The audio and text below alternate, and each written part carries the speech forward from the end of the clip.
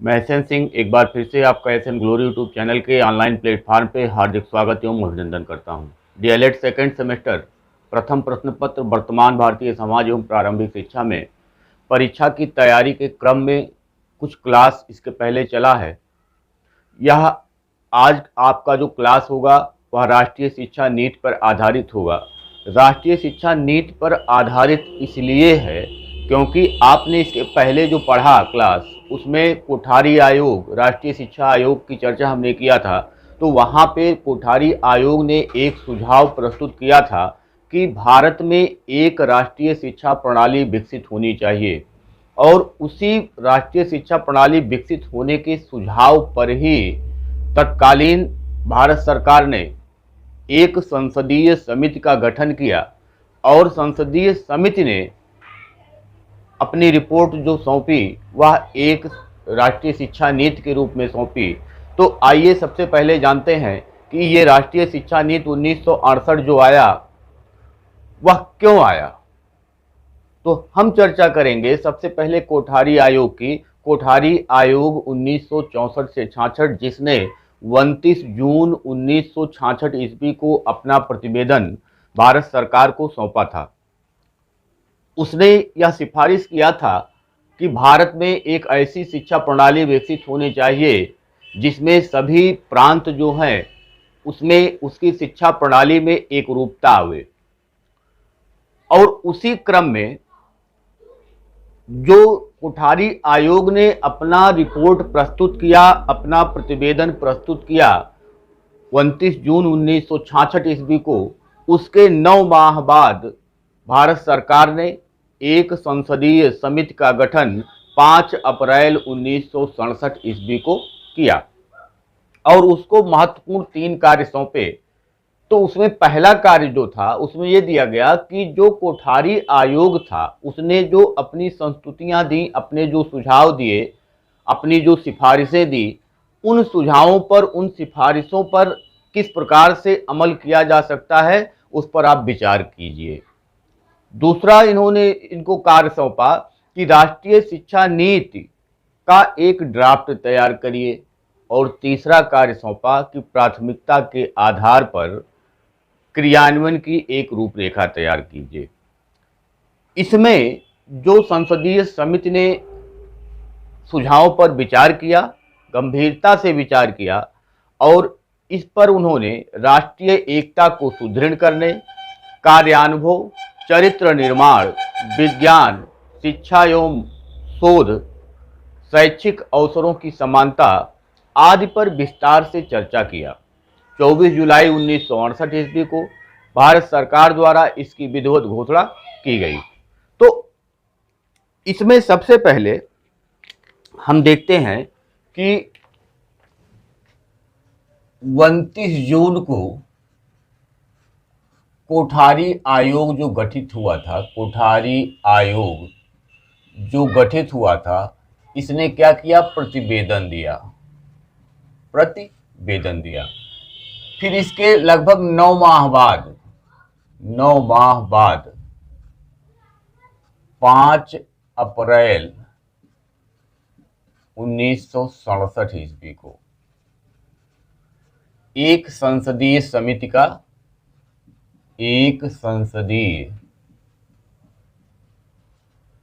समिति का गठन किया जाता है।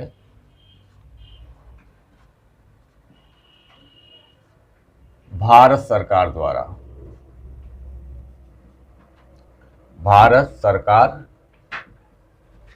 द्वारा इस संसदीय समिति को जो कार्य सौंपे गए वो प्रमुख रूप से 3 कार्य इनको सौंपे गए। तो जो इनको पहला कार्य सौंपा गया वह कहा गया कि जो कोठारी आयोग था उसके जो सुझाव थे, इन सुझावों पर विचार करें। दूसरा इनका था एक राष्ट्रीय शिक्षा नीति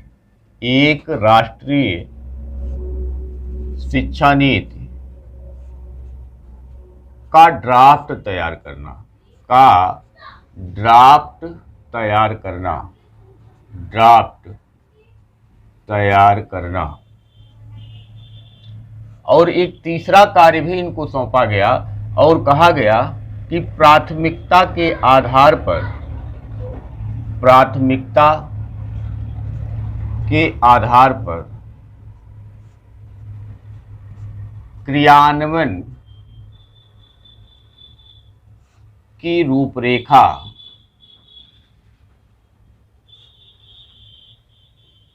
बनाए। तो 3 कार्य इनको सौंपे गए। इस प्रकार से 24 जुलाई 1968 ईस्वी को 24 जुलाई 1968 ईस्वी को भारत सरकार द्वारा राष्ट्रीय शिक्षा नीति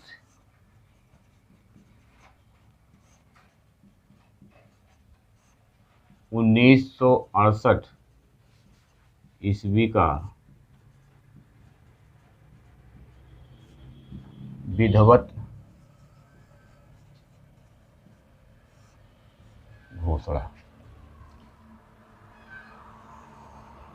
तो इस प्रकार से आप देख रहे हैं कि कोठारी आयोग ने जो सुझाव दिया था, उन्हीं सुझावों पर अमल करने के लिए, विचार करने के लिए एक संसदीय समिति का गठन 5 अप्रैल 1967 ईस्वी को किया गया। और इस संसदीय समिति को 3 कार्य सौंपे गए। पहला, कोठारी आयोग के जो सुझाव दिए गए थे उस पर विचार कीजिए। एक, राष्ट्रीय शिक्षा नीति का ड्राफ्ट तैयार कीजिए। और तीसरा, प्राथमिकता के आधार पर जो क्रियान्वयन की रूपरेखा है उसको प्रस्तुत कीजिए। तो ये जो 3 कार्य सौंपे गए, इसका इन्होंने जो रिपोर्ट तैयार किया, उस रिपोर्ट को इन्होंने भारत सरकार को सौंपा। भारत सरकार को सौंपने के बाद उस पर 1968 का जो शीतकालीन सत्र हुआ संसद में, उसमें इस पे बृहद चर्चा हुई। और चर्चा के बाद 24 जुलाई 1968 ईस्वी को भारत सरकार द्वारा एक नई राष्ट्रीय शिक्षा नीति की घोषणा की गई, जिसको राष्ट्रीय शिक्षा नीति 1968 के नाम से जाना जाता है। अब उसके जो मूल तत्व थे, उन मूल तत्वों की अगर हम बात करें कि राष्ट्रीय शिक्षा नीति में जो मूल तत्व थे वो कौन कौन से, मतलब इसमें कहा क्या क्या गया, मूल तत्व में वही आएगा।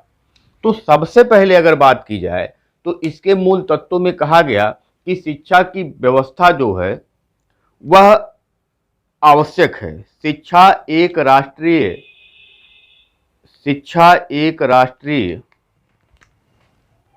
पहला कहा गया कि शिक्षा एक राष्ट्रीय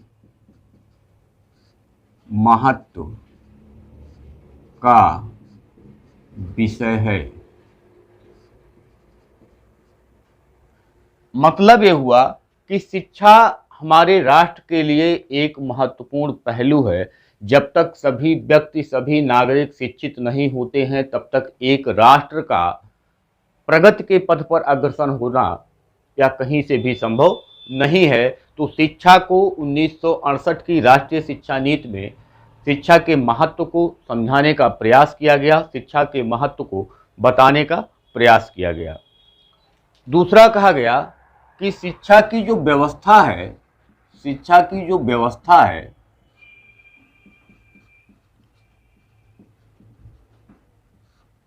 केंद्र और राज्य का उत्तरदायित्व, केंद्र और राज्य का ये संयुक्त उत्तरदायित्व है कि शिक्षा की व्यवस्था करे। यानी आप देखे होंगे कि जब भारत स्वतंत्र हुआ तो उस समय प्रांत का विषय था शिक्षा, लेकिन बाद में सन 1976 ईस्वी में शिक्षा को समवर्ती सूची में ले जाकर के शामिल कर लिया गया। तो राज्य का विषय की मतलब केवल राज्य उस पर अपने नियम कानून बना सकता है, उसका जिम्मेदारी है। और जब उसको समवर्ती सूची में शामिल कर लिया गया तो इसका मतलब ये हुआ कि अब राज्य और केंद्र दोनों की बराबर जिम्मेदारी बनती है कि शिक्षा हर व्यक्ति तक सर्वसुलभ बनावे, सार्वभौमिक रूप से सब तक उसको पहुंचाने का प्रयास किया जाए। तीसरा इन्होंने कहा कि शिक्षा पर केंद्र का 6% व्यय, केंद्र का 6% व्यय शिक्षा पर। उस समय तक ये देखा गया कि केवल 2.9% जो बजट होता था उसका 2.9% ही शिक्षा पर व्यय होता था। तो राष्ट्रीय शिक्षा नीति 1968 में कहा गया कि कम से कम राष्ट्रीय बजट जो है उसका 6% शिक्षा पर व्यय किया जाए। अगला कहा गया कि पूरे देश में 10+2+3 संरचना लागू की जाए, यानी कि सामान्य शिक्षा 10, उच्च माध्यमिक शिक्षा +2 और ये ग्रेजुएशन स्नातक स्तर 3 वर्ष, यानी सामान्य शिक्षा 10 वर्ष, उच्चतर माध्यमिक शिक्षा 2 वर्ष और स्नातक शिक्षा 3 वर्ष, यही शिक्षा की संरचना पूरे देश में लागू की जाए। 1968 में जो शिक्षा नीति आई उसमें 10+2+3 की शिक्षा संरचना को स्वीकार किया गया। इसके बाद अनिवार्य एवं निःशुल्क शिक्षा का प्रावधान किया जाए। अनिवार्य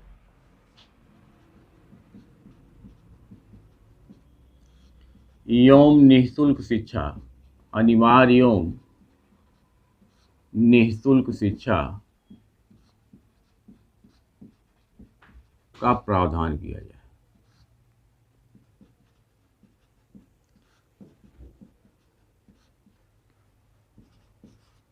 भारत की स्वतंत्रता के समय जब संविधान निर्माण हुआ तो उसमें एक अनुच्छेद 45 जोड़ा गया और उस अनुच्छेद 45 में यह कहा गया कि संविधान लागू होने के 10 वर्ष के अंदर जो सरकारें होंगी वो प्रयत्न करेंगी कि कम से कम 6 से 14 आयु वर्ग के बच्चों के लिए अनिवार्य एवं निःशुल्क शिक्षा की व्यवस्था की जाए।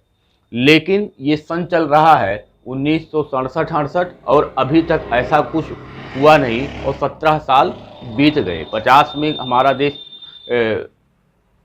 गणतंत्र हो गया, अपना संविधान लागू हो गया और लेकिन 17-18 साल बीतने के बाद भी अभी ऐसा कुछ इसमें सुनाई नहीं दिया। तो जब 1968 की शिक्षा नीति आई तो उसमें कहा गया कि राज्य सरकार और केंद्र सरकार दोनों का उत्तरदायित्व होगा और ये दोनों प्रयत्न करेंगे कि आने वाले 5 सालों में कम से कम जो बच्चे हैं 6 से 11 वर्ष के उनके लिए और फिर आने वाले कम से कम 3 वर्षों में, आने वाले कम से कम 5 वर्षों में जो 11 से 14 वर्ष के बच्चे होंगे उनके लिए अनिवार्य एवं निःशुल्क शिक्षा की व्यवस्था की जाएगी। तो इस प्रकार से यहाँ क्या कहा गया, इस प्रकार से ये कहा गया कि जो 6 से 14 आयु वर्ग है इसको 2 भागों में बांट दिया जाएगा। पहला 6 से 11 आयु वर्ग और दूसरा 11 से 14 आयु वर्ग। 5 वर्ष यहाँ लिया जाएगा और 5 वर्ष यहाँ लिया जाएगा। ये 1968 की बात है। तो इस प्रकार से 1978 ईस्वी तक क्या किया जाएगा, इसको पूरा कर लिया जाएगा, ये यहाँ कहा गया।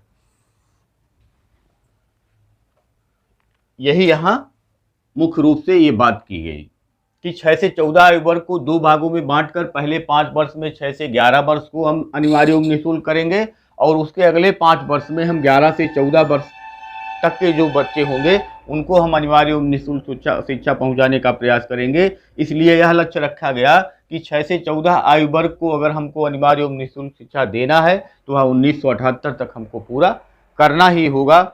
इस प्रकार से अगला जो इसमें दिया गया, माध्यमिक शिक्षा का उन्नयन माध्यमिक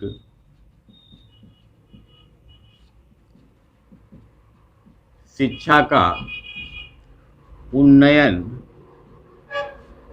एवं विस्तार किया जाए।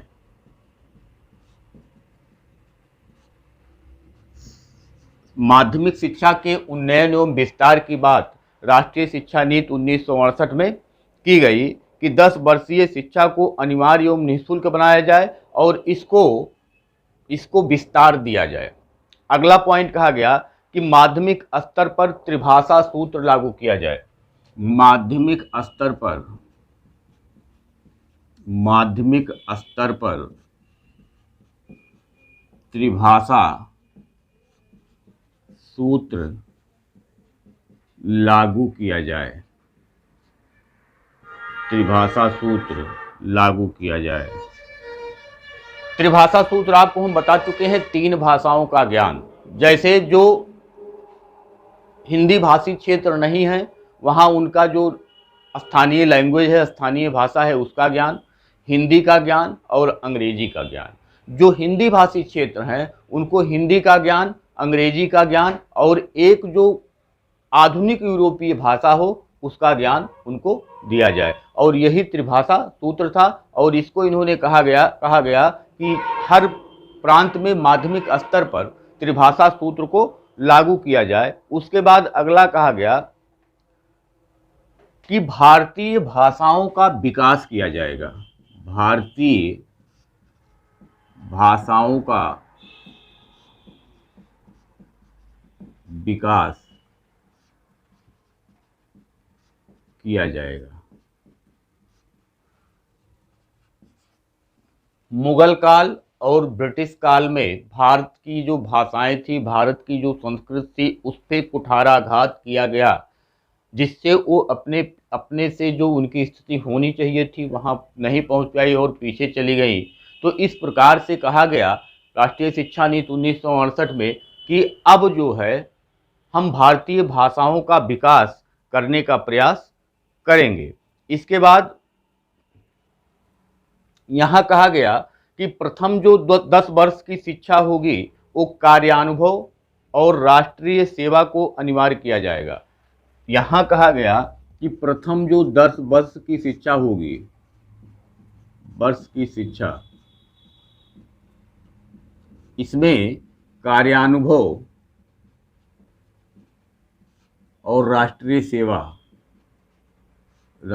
सेवा अनिवार्य किया जाएगा। अनिवार्य किया जाएगा। कार्यानुभव का मतलब हो गया कि काम किसी कार्य को करके सीखना। मतलब कार्य को करके सीखने से जो कार्य होता है वह उस बच्चे के अंदर ऐसे कौशल आ जाते हैं जिससे भविष्य में भी उसको कोई दिक्कत, कोई परेशानी नहीं होता है। और प्रथम 10 वर्ष में ही राष्ट्रीय सेवा से संबंधित जो बातें होंगी, जो कार्य होंगे, वो उन बच्चों से कराए जाएंगे। प्रतिभावान छात्रों की पहचान की जाएगी। यहाँ कहा गया कि जो प्रतिभावान छात्र हैं उनकी पहचान की जाएगी, छात्रों की पहचान की जाएगी। प्रतिभावान छात्रों की पहचान की जाएगी। राष्ट्रीय शिक्षा नीति 1968 में कहा गया कि जो प्रतिभावान छात्र होंगे उनको आगे बढ़ाने का प्रयास किया जाएगा, उनकी पहचान की जाएगी और इस प्रकार से उनको जो सुख सुविधा की आवश्यकता होगी पढ़ने के लिए, आगे बढ़ने के लिए, राष्ट्र की सेवा में संकल्पित होने के लिए, वह कार्य उनके लिए किया जाएगा। उसके बाद कहा गया कि जो हायर एजुकेशन होंगे, जो उच्च शिक्षा होगी, उसका भी उच्च शिक्षा, इसका भी उन्नयन किया जाएगा। उन्नयन और प्लस प्रसार किया जाएगा। हायर एजुकेशन को भी कहा गया कि उन्नयन उसका किया जाएगा और उसका प्रसार किया जाएगा। कृषि, व्यावसायिक, तकनीकी, इंजीनियरिंग शिक्षा की विशेष व्यवस्था की जाएगी। कृषि, तकनीकी, व्यावसायिक, इंजीनियरिंग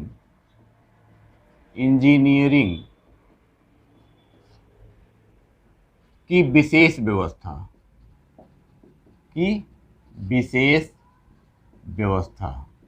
यानी कृषि शिक्षा, तकनीकी शिक्षा, व्यावसायिक शिक्षा और इंजीनियरिंग शिक्षा की विशेष व्यवस्था की जाएगी, ऐसा शिक्षा नीति 1968 में कहा गया। उसके बाद कहा गया विज्ञान शिक्षा और वैज्ञानिक अनुसंधान पर विशेष बल दिया जाएगा। तो विज्ञान शिक्षा और वैज्ञानिक अनुसंधान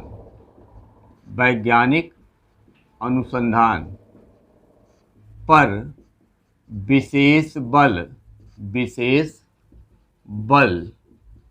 दिया जाएगा। विज्ञान शिक्षा एवं वैज्ञानिक अनुसंधान पर विशेष बल दिया जाएगा। उच्च स्तर की पाठ्यक्रमों का निर्माण किया जाएगा। तो उच्च स्तर के जो पाठ्यक्रम होंगे उनका निर्माण किया जाएगा। उच्च स्तर के पाठ्यक्रम का निर्माण किया जाएगा, ऐसा राष्ट्रीय शिक्षा नीति 1968 में कहा गया। परीक्षा प्रणाली जो उस समय की थी वह बहुत अच्छी नहीं थी।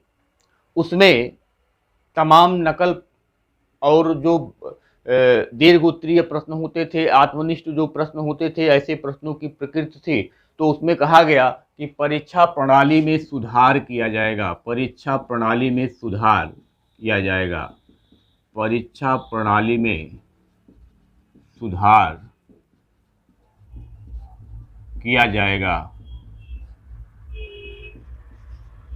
प्रणाली में सुधार करके जो छात्रों का मूल्यांकन होगा वह उचित मूल्यांकन किया जाएगा। फिर उसके बाद शिक्षक के स्तर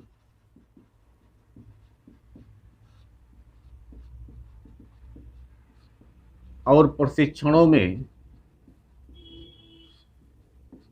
सुधार किया जाएगा। शिक्षकों के स्तर एवं प्रशिक्षणों में सुधार किया जाएगा। और कहा गया छात्र कल्याण की योजनाएं बनाई जाएंगी। छात्र कल्याण की योजनाओं से मतलब ये था कि मध्याह्न भोजन, छात्र कल्याण की योजनाएं, मध्याह्न भोजन या वहाँ की जो कैंटीन होंगी उस कैंटीनों में सस्ते मूल्य पर वहाँ पे नाश्ते और चाय पानी की व्यवस्था की जाएगी। छात्रों के खेल कूद की उत्तम व्यवस्था, खेल कूद की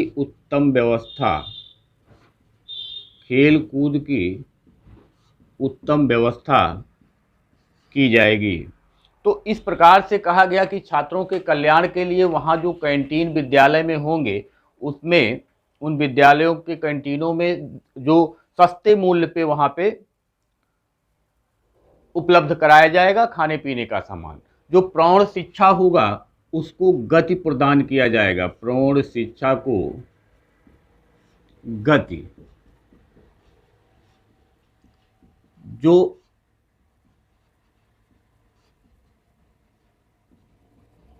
अपनी शिक्षा समय के अनुसार नहीं ले पाते उनके लिए प्रौढ़ शिक्षा की व्यवस्था होती है। और 1968 की राष्ट्रीय शिक्षा नीति में कहा गया कि प्रौढ़ शिक्षा को जिस रूप में चल रहा है, जिस गति से चल रहा है, उस गति में थोड़ी सी वृद्धि की जाएगी, जिससे जो भी निरक्षर लोग हैं उनको साक्षर करने में मदद मिले। संपूर्ण शिक्षा द्वारा भारतीय समाज का आधुनिकीकरण किया जाएगा। यहाँ कहा गया कि समाज का आधुनिकीकरण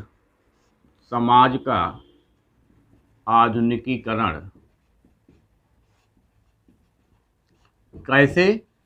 तो शिक्षा द्वारा समाज का आधुनिकीकरण करने का प्रयास किया जाएगा। और लास्ट में कहा गया कि शैक्षिक अवसरों की समानता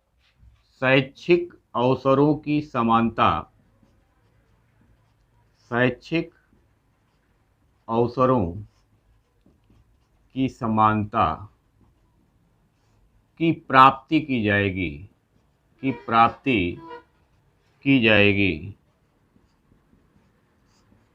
तो इस प्रकार से राष्ट्रीय शिक्षा नीति 1968 जो 24 जुलाई 1968 को घोषित किया गया था, इसमें ये प्रमुख जो प्रावधान थे वह कुछ इस प्रकार के थे। तो आज हमने सीखा, आज हमने जाना कि राष्ट्रीय शिक्षा नीति 1968 ईस्वी में जो राष्ट्रीय शिक्षा नीति आया उसमें कौन कौन से प्रावधान किए गए थे, वह किस क्रम में आया, किस आयोग की सिफारिश पर आया। तो ये सारी चीज़ें हमने यहाँ चर्चा किया। जो आपका पत्राचार शिक्षा होता है, वह पत्राचार शिक्षा 1968 की जो नई शिक्षा नीति आई थी उसी के सिफारिशों के आधार पर ही पत्राचार शिक्षा को लागू किया गया था और कई प्रांतों में पत्राचार शिक्षा की व्यवस्था की गई थी। तो यह 1968 की राष्ट्रीय शिक्षा नीति थी। आज के लिए इतना ही। धन्यवाद। नमस्कार।